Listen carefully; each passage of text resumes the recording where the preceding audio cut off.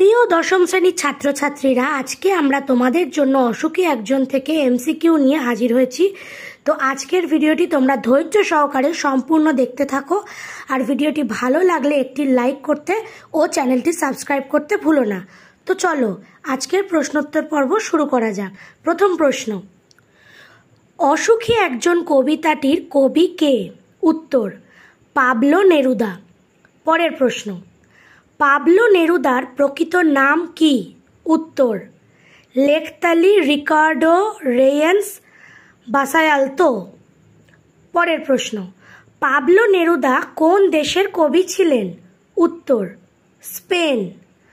পরের প্রশ্ন, অসুখী একজন কবিতার তর্জমা কে করেন? উত্তর, নবারুণ ভট্টাচার্য। পরের প্রশ্ন, কবিতায় কবিতাকে কোথায় রেখে গিয়েছিল? উত্তর, দরজায় দাঁড় করিয়ে গিয়েছিল। পরের প্রশ্ন, সে জানতো না, সে কি জানতো না? উত্তর, সে জানতো না কবি আর ফিরে আসবে না।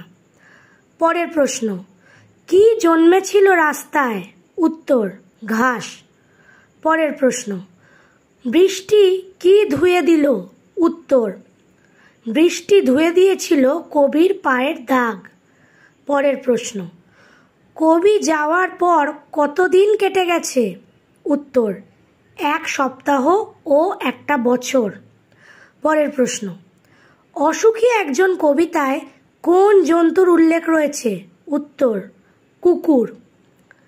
পরের প্রশ্ন, বছরগুলো কিসের মতো নেমে এলো? উত্তর, পাথরের মতো। পরের প্রশ্ন, একটার পর একটা বছরগুলো কোথায় নেমে এলো? উত্তর, মাথার ওপর। পরের প্রশ্ন, তারপর যুদ্ধ এলো কিসের মতো? উত্তর, রক্তের এক আগ্নেয় পাহাড়ের মতো। পরের প্রশ্ন, অসুখী একজন কবিতায় কার মৃত্যু হয়নি? উত্তর, অপেক্ষায় থাকা মেয়েটির। পরের প্রশ্ন, অসুখী একজন কবিতায় কারা খুন হলো? উত্তর, শিশুরা ও বাড়িরা। পরের প্রশ্ন, অসুখী একজন কবিতায় কোথায় আগুন ধরে গেল? উত্তর, সমস্ত সমতলে। পরের প্রশ্ন, কারা ধ্যানে ডুবেছিল? উত্তর, শান্ত হলুদ দেবতারা। পরের প্রশ্ন, অসুখী একজন কবিতায় শান্ত হলুদ দেবতারা কতদিন ধ্যানে ডুবেছিল? উত্তর, 1000 বছর। পরের প্রশ্ন, কারা উল্টে পড়ল মন্দির থেকে মাটিতে টুকরো টুকরো হয়ে? উত্তর, শান্ত হলুদ দেবতারা।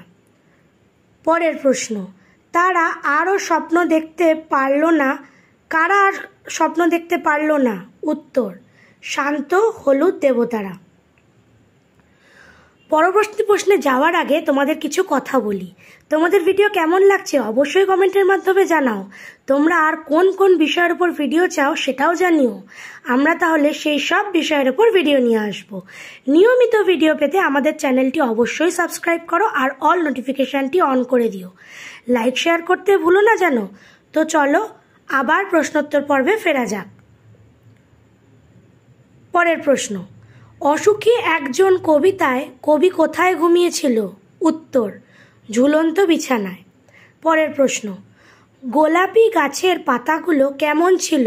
উত্তর, ছড়ানো করতলের মতো। পরের প্রশ্ন, অসুখী একজন কবিতায় কি কি চূর্ণ হয়ে গিয়েছিল?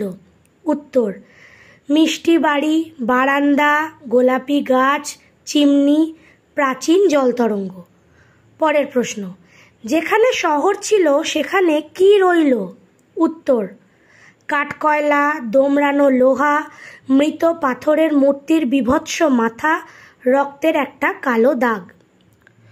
পরের প্রশ্ন, আমি তাকে ছেড়ে দিলাম, কবি কাকে ছেড়ে দিলেন? উত্তর, একটি মেয়েকে। পরের প্রশ্ন, হেঁটে গেল কে? উত্তর, গির্জার এক নান। পরের প্রশ্ন, রাস্তায় ঘাস জন্মেছিল কেন?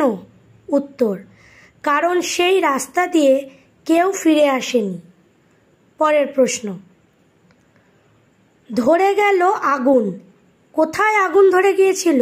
উত্তর, সমস্ত সমতলে। পরের প্রশ্ন, কালো দাগটি কিসের ছিল? উত্তর, রক্তের। আজকের ভিডিওটি এ পর্যন্তই ছিল। ভিডিওটি ভালো লাগলে তোমাদের বন্ধু বান্ধবদের সাথে শেয়ার করতে ভুলো না। আর এরকমই ভিডিও পাওয়ার জন্য আমাদের চ্যানেলটি সাবস্ক্রাইব করে রাখো। একাদশ শ্রেণীর নতুন সিলেবাসের বাংলা ভিডিও খুব তাড়াতাড়ি আসতে চলেছে। তো চলো, আজকের মতো টাটা, আবার দেখা হবে।